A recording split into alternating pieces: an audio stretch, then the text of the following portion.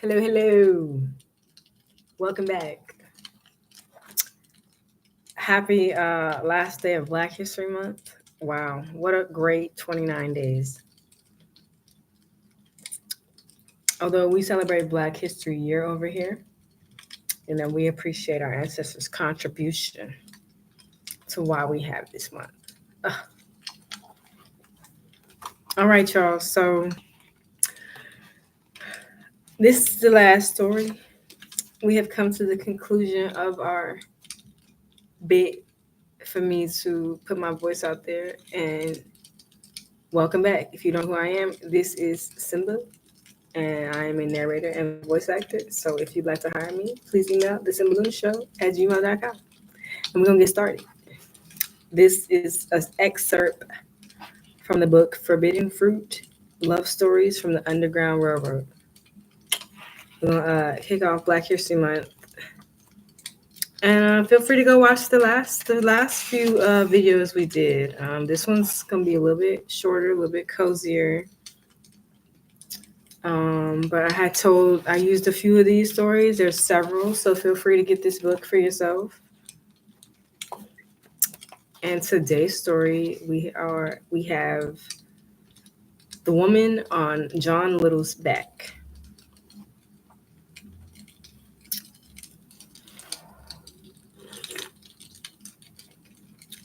I also apologize in advance. Nubs decided to do some barking right before I started this recording, and I'm just hoping he keeps it silent while we keep it rolling.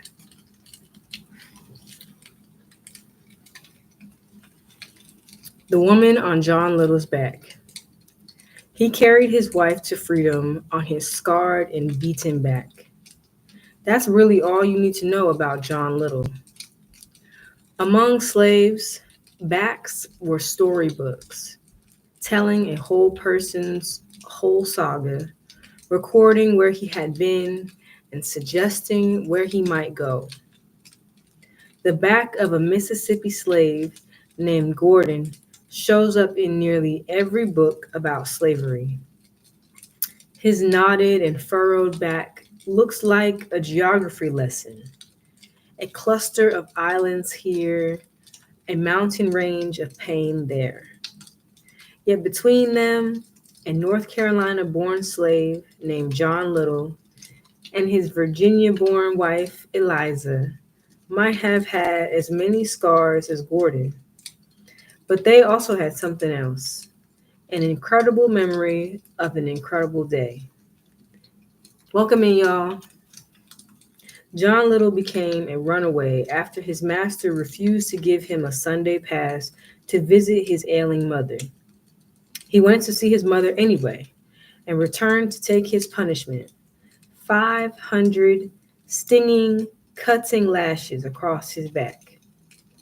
After that, a slave breaker beat him steadily for 3 months, trying to snap his spirit, twist his will, but nothing worked. When he was sent to Norfolk to be shipped to New Orleans, Little ran back to North Carolina to his mother.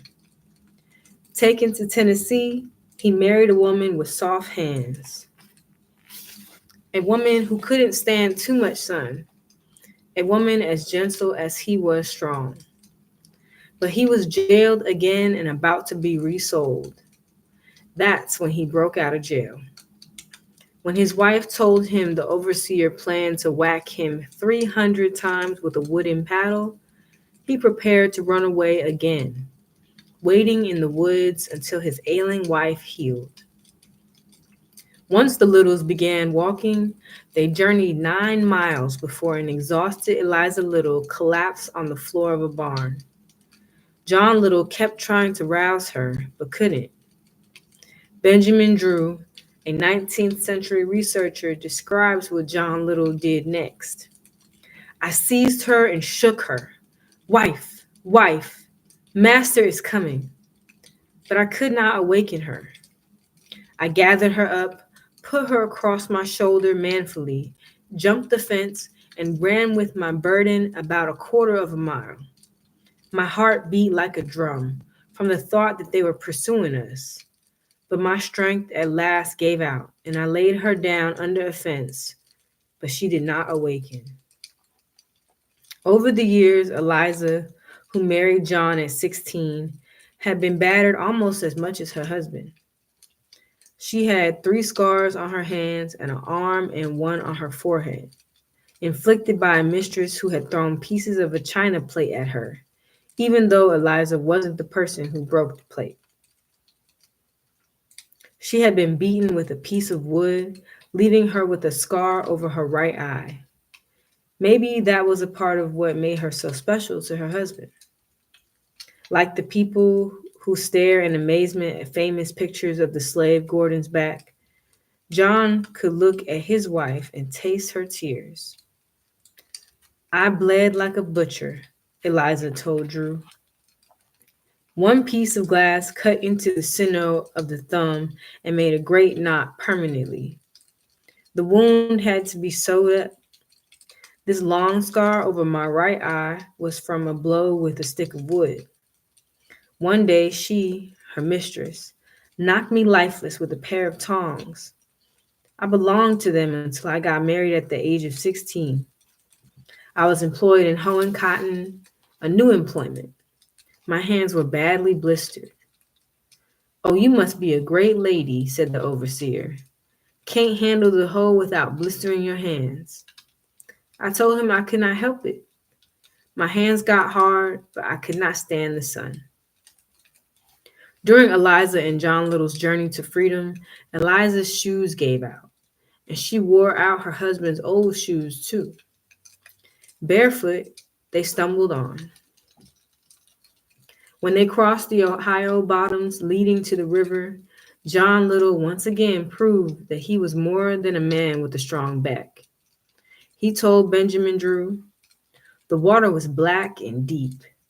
I bound our package on my wife's back, placed her on a log as a man rides on horseback, and I swam, pushing the log, holding it steady to keep her up. Had the log turned right or left, she would have slipped off, and the packs would have sunk her. It would have been death sure, but worse than death was behind us, and to avoid that, we risked our lives. From Jackson to the Ohio River was called 140 miles. We crossed into Black Hawk territory. There I was so lost and bewildered that I at last had to go up to a house to inquire the way. I found there a man with true abolition principles who told us the route. He said a man and his wife had been carried back to slavery from that neighborhood. He did not take us across the river, but we found a way over. Then we walked on. My wife was completely worn out. It was 3 months from the time we left home before we slept in a house. We were in the woods, ignorant of the roads, and losing our way. Many such roundabout cruises we made, wearing ourselves out without advancing. This was what kept us so long in the wilderness and in suffering. I had suffered so much from white men that I had no confidence in them, and determined to push myself through without their help.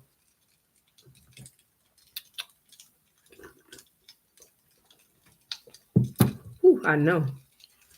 Yet, I had to ask at last, and met with a friend instead of an enemy. At Chicago, money was made up to help me on, and I took passage for Detroit, and then crossed to Windsor in Canada. That was the first time I ever set my foot on free soil. After stopping off in Windsor, the Littles finally journeyed into the Canadian wilderness.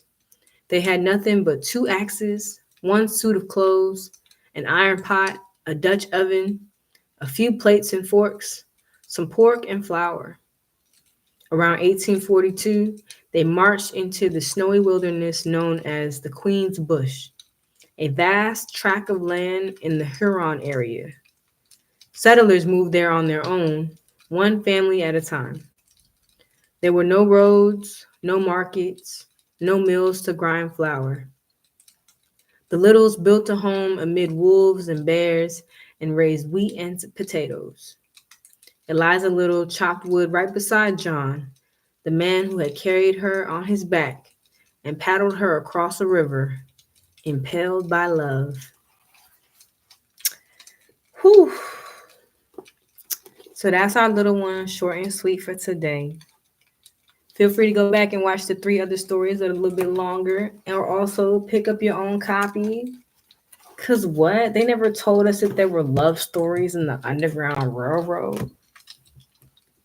But of course there would be. Appreciate y'all hanging out with me. Don't forget that if you want to hire me, Symba, for narration and voice acting, you can email the Symba Luna Show at gmail.com. Feel free to like, comment, and follow all that good stuff, blah, blah, blah. And let me know. We might have to figure out what we're going to do next. Love y'all.